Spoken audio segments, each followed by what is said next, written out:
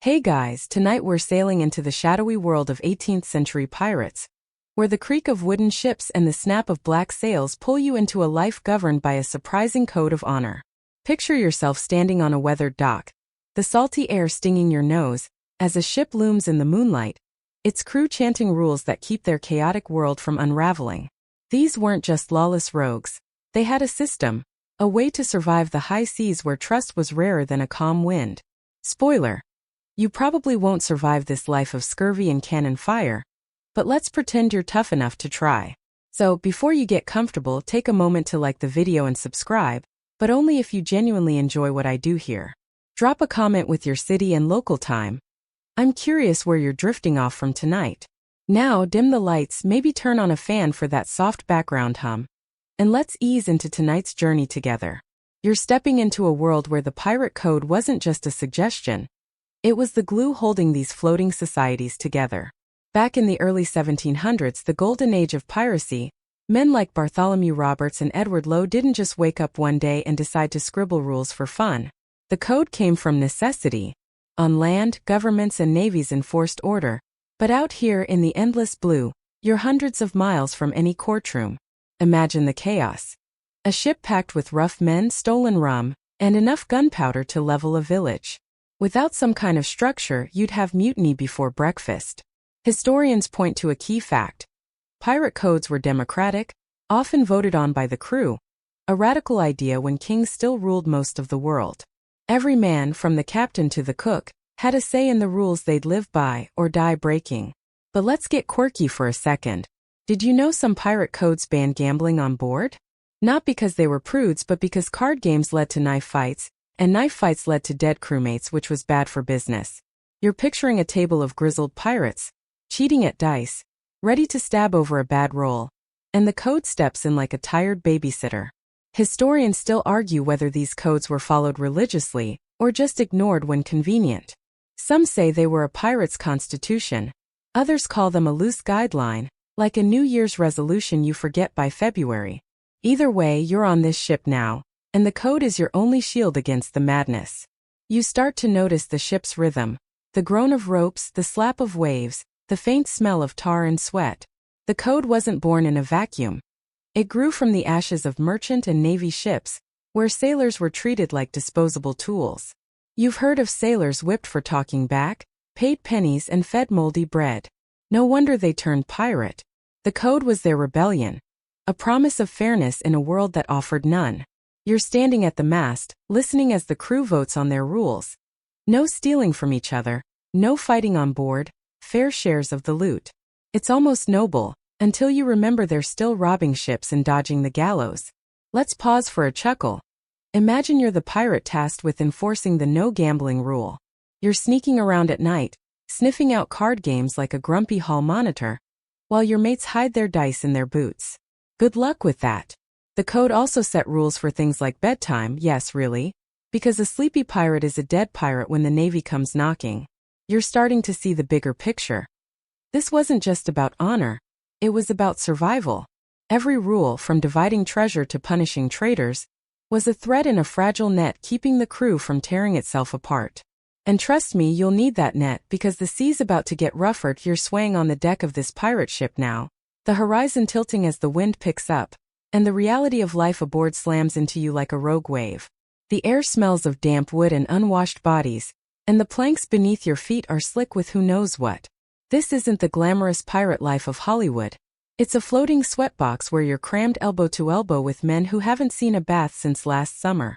The pirate code you heard about in that dockside chant? It's not just a lofty ideal. It's the only thing keeping this creaky, overcrowded ship from descending into a free-for-all. You're about to learn what it's like to live by those rules, and trust me, it's not all rum and sea shanties. Let's ground this in a solid fact. Pirate ships in the 18th century were often stolen merchant vessels, refitted for speed and firepower, but they were still cramped and filthy. A ship like the Queen Anne's Revenge, Blackbeard's flagship, might carry 200 men in a space meant for half that. You're sleeping in a hammock strung inches from your neighbor's snoring face, and privacy? Forget it. The code stepped in to regulate this mess, setting rules for everything from where you could relieve yourself. Hint: not just anywhere. to who got first dibs on the freshest water. Without it, you'd be fighting over the last barrel of ale before noon. Now for a quirky tidbit. Some pirate codes included rules about music. That's right, you couldn't just break into a fiddle tune whenever you felt like it. On some ships, music was restricted to certain hours to keep the crew focused and avoid signaling enemies. Picture yourself itching to play a jig to lift spirits, only to have a mate hiss, "Stow that noise, it's not 8 bells yet." It's almost comical, like a pirate HO enforcing quiet hours. But it makes sense. Out here, one wrong sound could draw a Navy frigate, and then you're all swimming with the sharks. Historians still argue whether these codes created order, or just masked the chaos. Some say they turned pirate ships into floating democracies. Others argue they were a thin veneer over a mob of cutthroats. You're leaning toward the former as you dodge a sailor mopping the deck with what looks like his own shirt. The code's rules about cleanliness, yes, they existed, were less about hygiene and more about survival. Disease could rip through a ship faster than a cannonball, and a sick crew was a dead crew. You're starting to appreciate the code's logic, even if it feels like a naggy parent telling you to wash behind your ears. Life aboard is a grind. You're hauling ropes until your hands blister, climbing rigging in storms that make your stomach lurch, and eating weevil-infested biscuits that crunch in all the wrong ways. The code promises you a fair share of the loot, but right now you're wondering if it's worth it. Let's have a laugh. Imagine you're the guy stuck scrubbing the ship's head. That's the toilet, by the way. Muttering about how you signed up for treasure, not this. The code's rule about shared duties means everyone, even the captain, takes a turn at the grunt work. It's oddly egalitarian, like a co-op where everyone's equally miserable. But don't get too cozy. The ship's a powder keg. You're surrounded by men who've killed for less than a gold coin, and tempers flare faster than a match in the gunpowder room. The code's there to cool things down, banning fights on board and promising punishment for anyone who draws a blade in anger. You're eyeing a sailor sharpening his cutlass, wondering if he's plotting mutiny or just bored. Either way, the code's your only safety net, and it's fraying at the edges. You're starting to see why those dockside chants mattered. They weren't just words. They were a vow to keep this floating madhouse from sinking under its own weight. You're still swaying on that pirate ship, the deck creaking under your boots as the sun dips low, painting the sails orange. The air's thick with salt and the faint tang of rum, and you're clutching a tattered copy of the ship's code, passed around like a sacred text. Those chants from the dock and the rules keeping this sweaty crew from mutiny? They're about to get specific. You're diving into the heart of the pirate code now, the core principles that make this floating anarchy function. It's not just a list of don'ts. It's a blueprint for survival, and you're about to memorize it if you want to keep your neck out of a noose. Let's anchor this with a historical fact. Pirate codes, like those of Captain Bartholomew Roberts in 1720, often included explicit articles, written or sworn agreements, covering everything from loot division to desertion penalties. Roberts' code, for instance, had 11 articles voted on by the crew, ensuring every man knew his rights and duties. You're picturing a candlelit cabin, grizzled pirates hunched over a parchment, arguing over wording like lawyers in tricorn hats. The big rules? Equal shares of treasure, minus the captain's cut, no stealing from the crew, and no abandoning ship during battle. Break these and you're in for a bad time. Think marooning or worse. Now here's a quirky gem. Some codes mandated lights out by 8 p.m. You're chuckling, imagining a burly pirate blowing out a lantern like a kid sent to bed. But it was practical. Late-night carousing led to sloppy sailors, and sloppy sailors got caught by the Navy. You're sneaking a glance at the stars, wondering if you'd risk a secret card game after hours, but the code's clear. Rest up or regret it.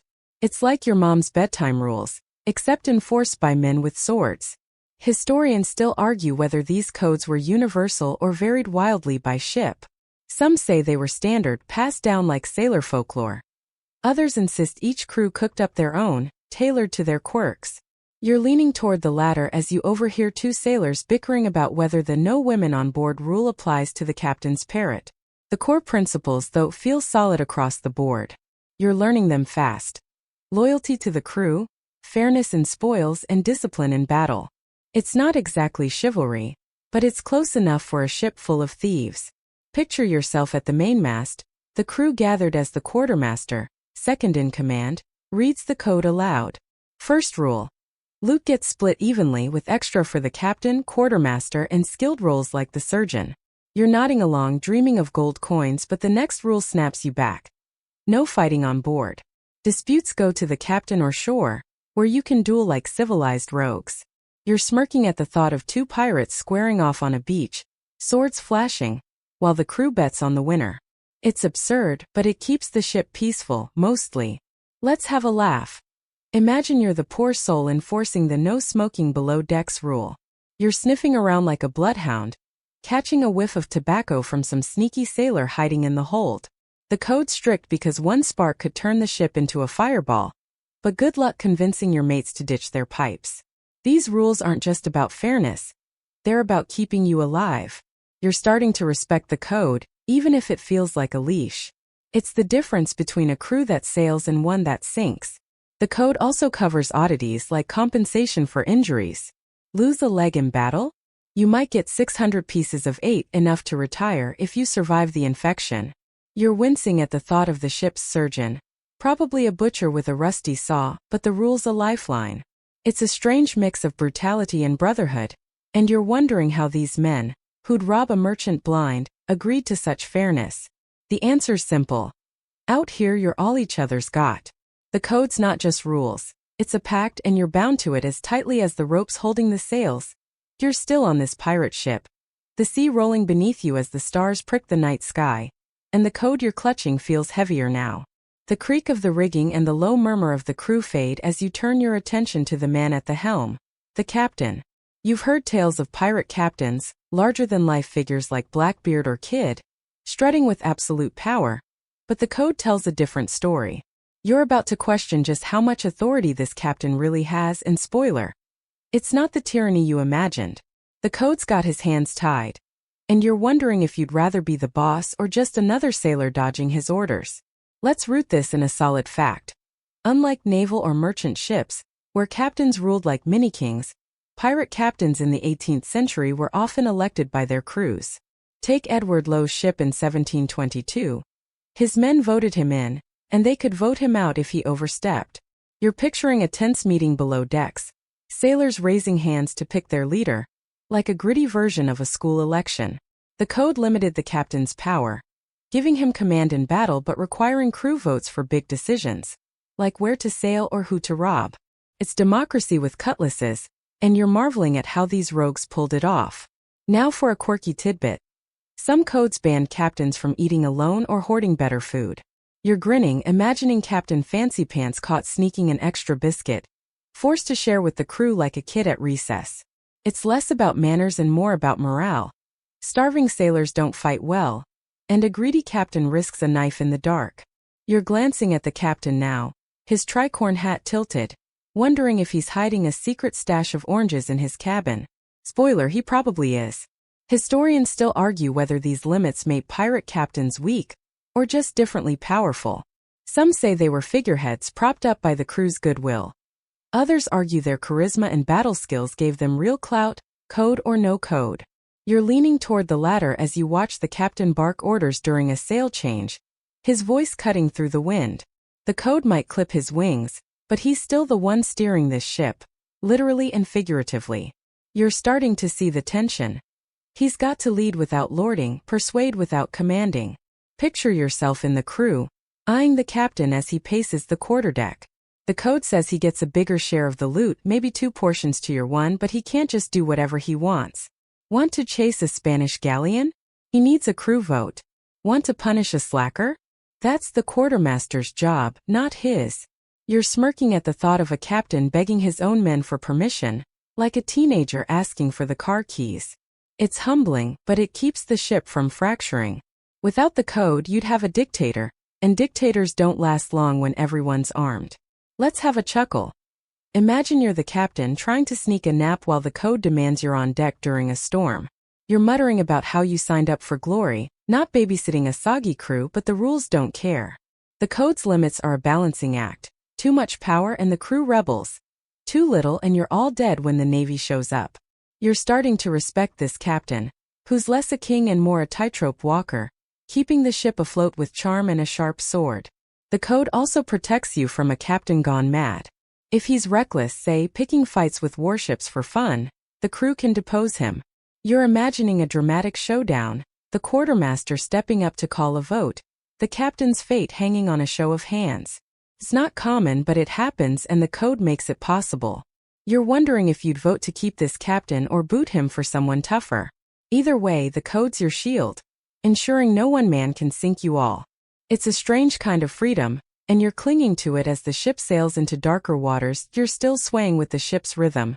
The sea's gentle rock a deceptive lullaby as you grip the code's worn pages. The deck's quieter now, but tension hums in the air, like the moment before a storm. You've seen how the code limits the captain, keeps the crew fed, and stops fights over dice. But what happens when someone breaks it? You're about to witness the pirate justice system. And it's not the Gavilan Wig courtroom you're picturing. Out here, justice is swift, rough, and sometimes weirder than you'd expect. You're hoping you stay on the right side of it because the consequences aren't exactly a timeout. Let's anchor this with a historical fact. Pirate crews often held trials on board, with the whole crew acting as jury and the quartermaster as judge. In 1724, Captain John Phillips' code outlined punishments like marooning for deserters or lashes for thieves, decided by crew vote. You're imagining a circle of sunburned sailors, shouting their verdicts under a flapping sail, deciding a man's fate. It's messy but democratic, and the code ensures everyone knows the stakes. Steal from the loot? You're whipped. Betray the crew? You're walking the plank or worse. Now for a quirky tidbit. Some codes allowed trial by combat for minor disputes. Picture you and a mate arguing over who gets the last apple, and instead of a fistfight, the code says you settle it with a duel on the next beach. You're laughing, imagining two pirates fencing over fruit, tripping over driftwood while the crew cheers like it's a sporting event. It's ridiculous, but it kept grudges from festering on board, where a feud could spark mutiny. You're wondering if you'd be any good with a cutlass or just run for the apple. Historians still argue whether pirate justice was fair or just mob rule in disguise. Some say it was a genuine attempt at order, with trials giving every man a voice. Others call it a kangaroo court, swayed by whoever yelled loudest. You're leaning toward the former as you watch the quartermaster, a grizzled man with a scar across his cheek, call the crew to judge a sailor caught stealing rum. The code's clear, but the process feels alive, raw, like justice forged in the moment. You're glad you're just watching, not standing in the dock. Picture yourself in the crowd, the accused sailor stammering as he faces the crew. He's a scrawny lad, maybe 20, caught red-handed with a bottle. The code says theft gets 40 lashes, but the quartermaster lets him plead his case. You're wincing as he mumbles about hunger, but the crew's not buying it.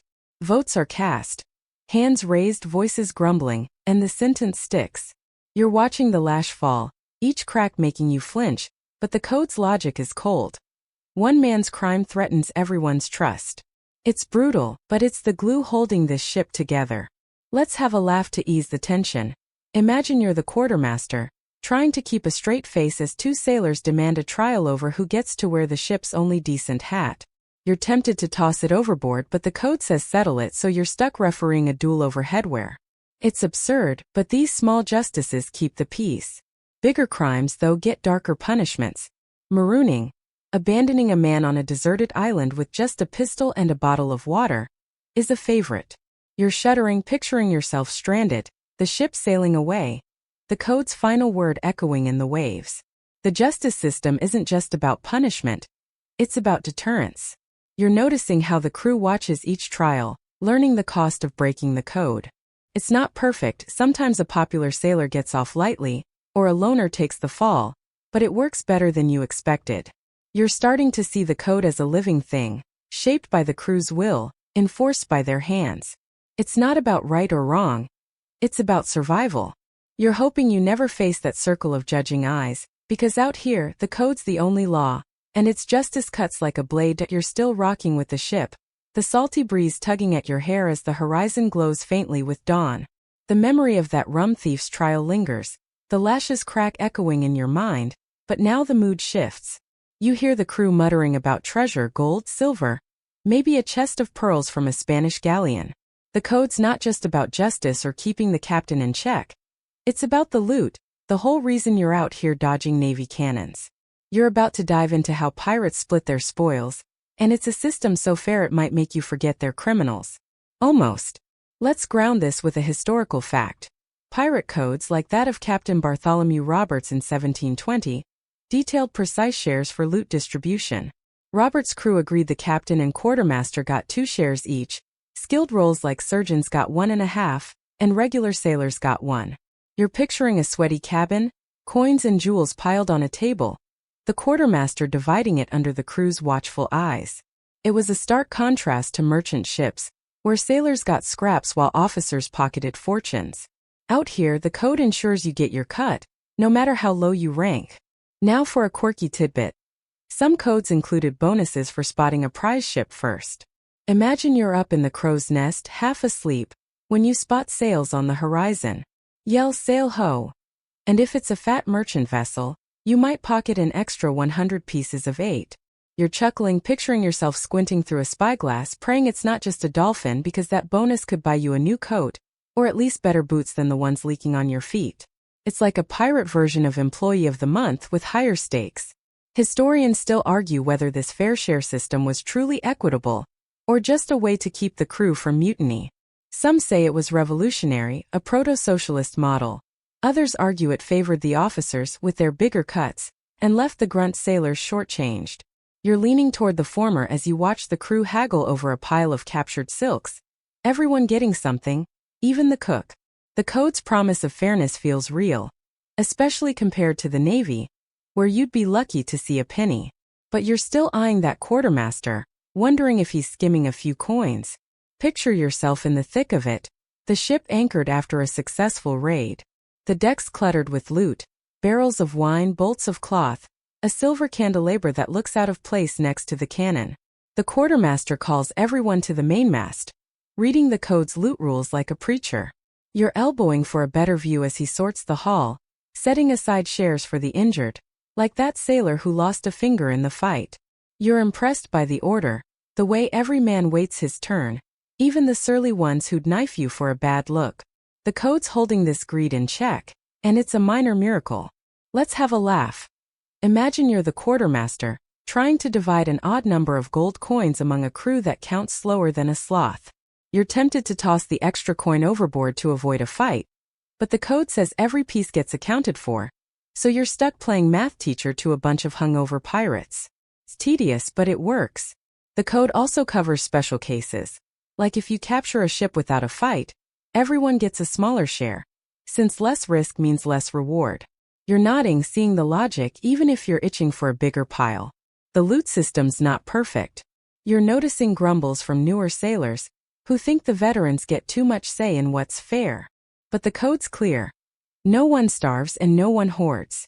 It's a pact that keeps you sailing, knowing your share's waiting, whether it's enough for a tavern binge or a new life ashore.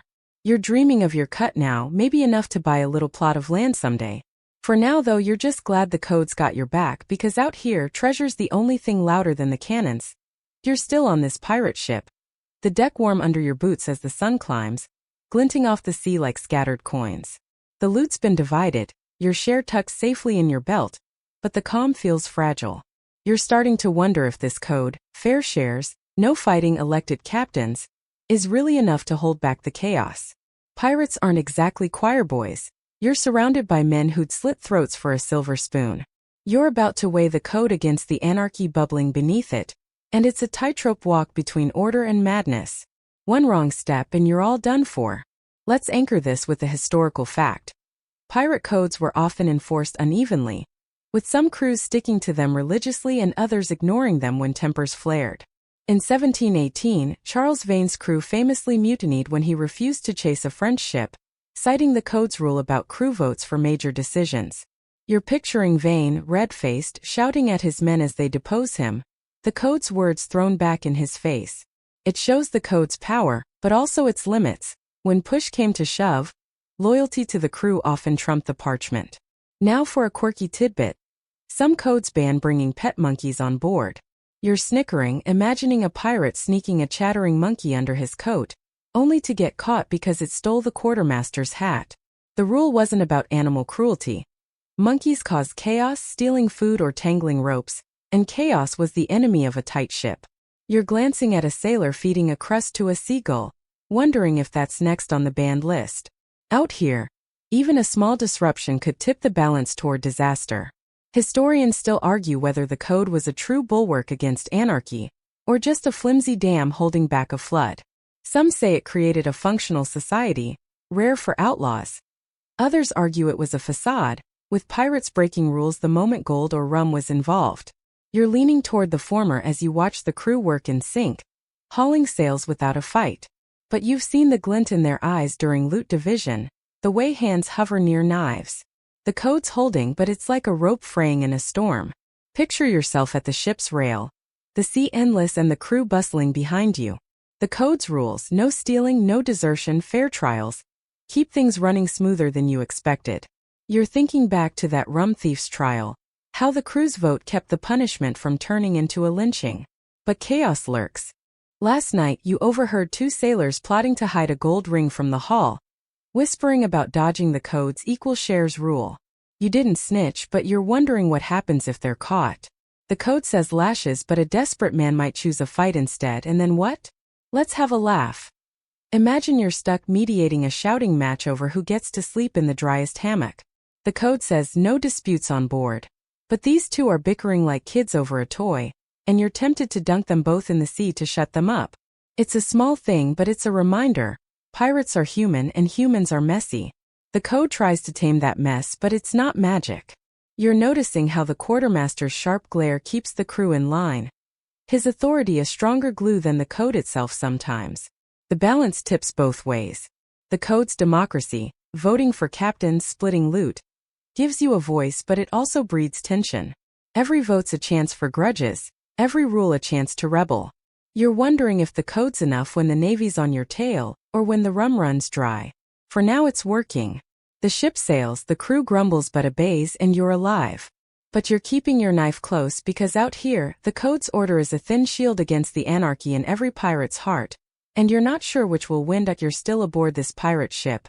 The sea's restless churn matching the unease in your gut as you lean against the railing. The code's been your guide, dividing loot, taming chaos, keeping the captain from playing king. But now you're curious about the real thing. Not just the idea of the code, but the actual words scratched on parchment by men like the ones sweating and swearing around you. You're about to examine some famous pirate codes from history, the ones that shaped this ship and others like it. These aren't dusty museum relics. They're the heartbeat of the crew, and you're itching to see what they say. Let's root this in a historical fact. Several pirate codes from the 18th century survive, with two of the most famous belonging to Captains Bartholomew Roberts and John Phillips. Roberts' 1720 code, signed by his crew, had 11 articles covering loot shares, desertion penalties, and even a ban on bringing women aboard. Phillips' 1724 code was similar, emphasizing fair trials and compensation for injuries. You're imagining a weathered scroll, ink smudged from salty fingers, passed around a smoky cabin as men swear to uphold it. These codes weren't just rules, they were contracts binding outlaws into something like a brotherhood. Now for a quirky tidbit. Roberts' code included a rule protecting musicians, ensuring they got rest days except Sundays. You're grinning, picturing a fiddler, maybe the only guy on board who can carry a tune, smugly lounging while everyone else scrubs the deck. The rule wasn't about art, it was practical. Music boosted morale, and a tired musician was no good for shanties during a storm. You're humming a tune yourself, wondering if you'd volunteer for fiddle duty just to dodge the mop. Historians still argue whether these famous codes were strictly followed or more like guidelines. Some say they were ironclad, with crews treating them like sacred vows. Others argue pirates bent the rules when it suited them, especially under pressure. You're leaning toward the former as you watch the quartermaster reference the code during a dispute over a torn sail, quoting it like a preacher. But you've seen sailors sneak extra rum, so you know the code's grip isn't absolute. It's a dance between discipline and defiance, and you're learning the steps. Picture yourself in the captain's cabin, the air thick with tobacco and tension, as the crew gathers to hear Roberts' code read aloud. Article 1, every man gets a vote in major decisions. You're nodding, feeling a flicker of pride in this rough democracy. Article 2. Loot split fairly, with officers getting slightly more. Fair enough, you think, eyeing the quartermaster's shiny new boots. Then comes the ban on gambling, and you're stifling a laugh.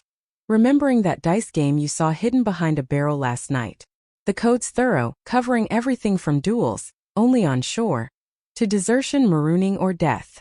It's a mix of practical and peculiar, like a rulebook for a lawless world.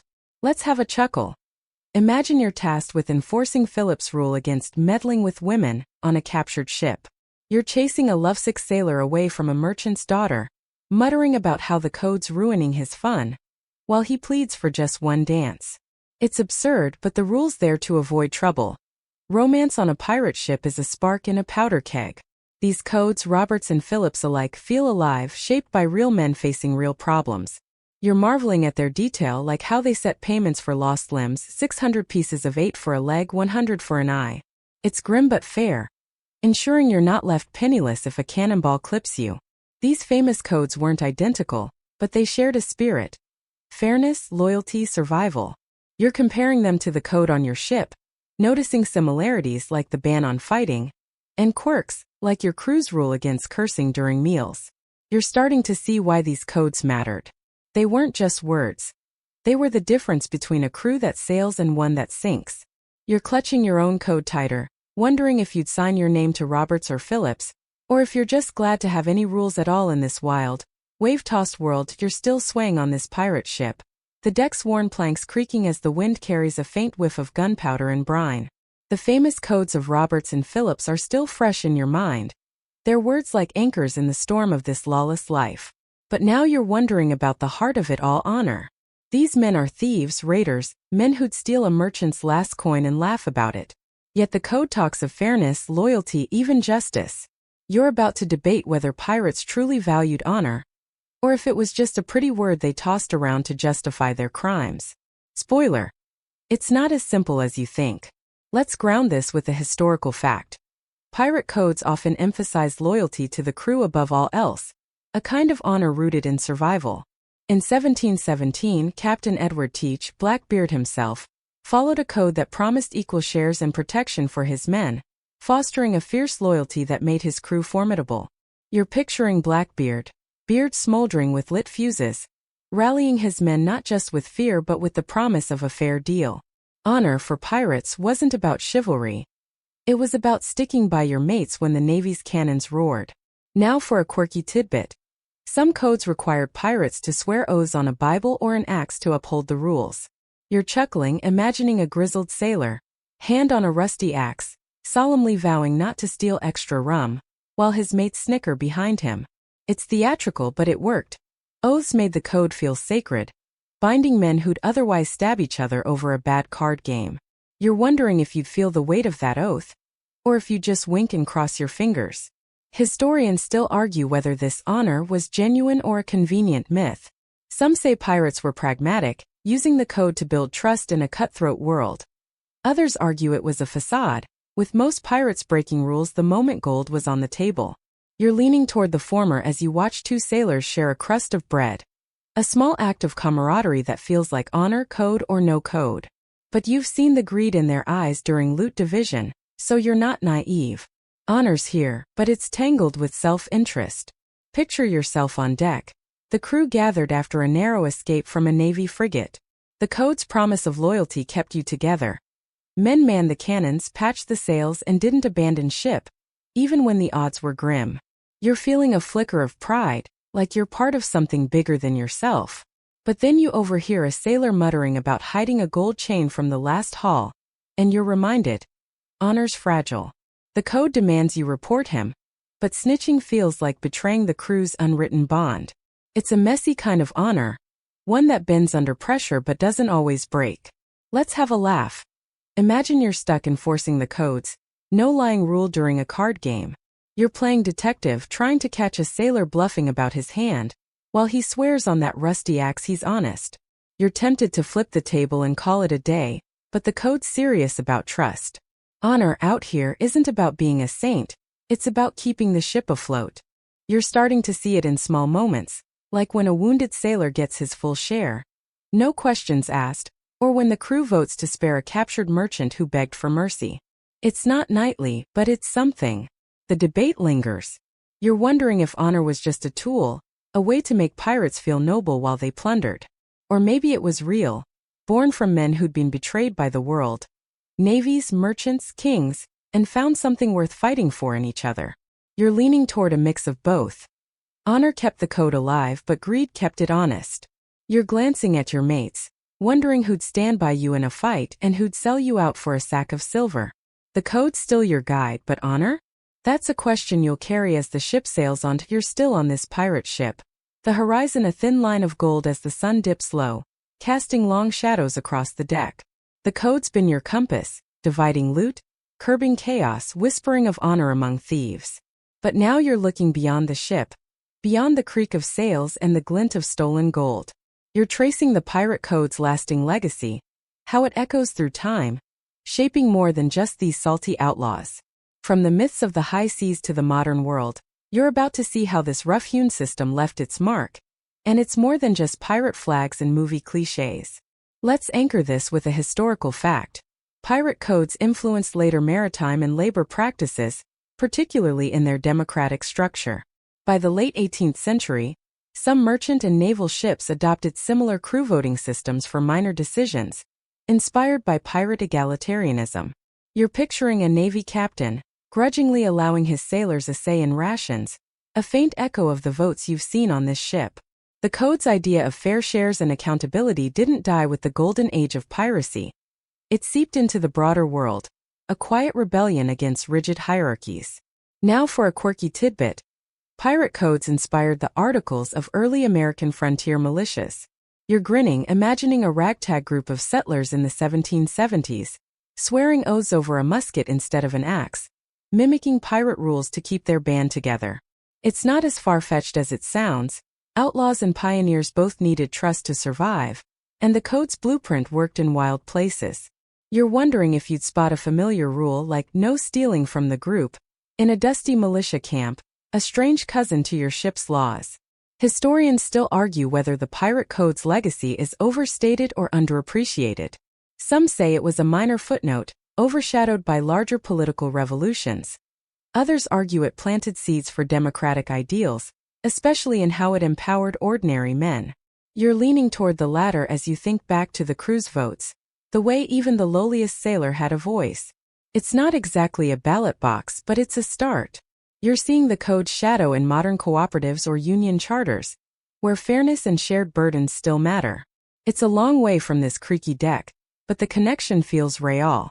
Picture yourself standing at the ship's bow, the sea stretching endless before you.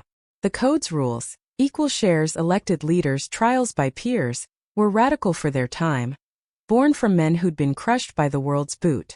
You're thinking about how those ideas didn't vanish when the last pirate ship sank. They lingered in sailor tales, in books like A General History of the Pirates, which romanticized the code's fairness. You're chuckling, imagining a 19th century reader devouring those stories, dreaming of a life where rules served the crew, not the king. That romanticism fueled revolutions, from sailors' mutinies to worker strikes, all chasing that pirate promise of a fair shake. Let's have a laugh. Imagine you're a modern office worker, pitching a pirate code for your team. Equal coffee shares, votes on lunch spots, no stealing pens. Your boss would probably keelhaul you, but the idea's not crazy. The code's legacy lives in any group that demands fairness over tyranny, whether it's a union or a community garden. You're starting to see its fingerprints everywhere, even in pop culture. Every pirate movie with a noble rogue owes a nod to the code's myth. You're thinking back to that oath on the axe, how it bound men together, and wondering if today's contracts and handshakes carry a bit of that old pirate spirit. The code's legacy isn't perfect. It was born from crime, after all, and its fairness only extended to the crew, not their victims. You're picturing the merchants they robbed, who'd scoff at calling pirates honorable. But out here on this ship, the code was a lifeline, and its echoes shaped a world that valued voices over crowns. You're feeling a strange pride, not for the thieving, but for the idea that even outlaws could build something fair. As the ship sails into the twilight, you're carrying that legacy with you, a spark of rebellion that outlasted the sea itself. Now let's slow things down. Let the waves carry you gently. The ship's fading, its sails blending into the soft, inky night. The code's words a whisper in your memory. You're drifting, the sea's rhythm a lullaby, rocking you toward sleep. Those pirates, with their rough oaths and stubborn honor, They're slipping away, leaving only the hum of the ocean and the warmth of your bed. You don't need to chase treasure or dodge cannons anymore. You're safe, wrapped in the quiet of this moment.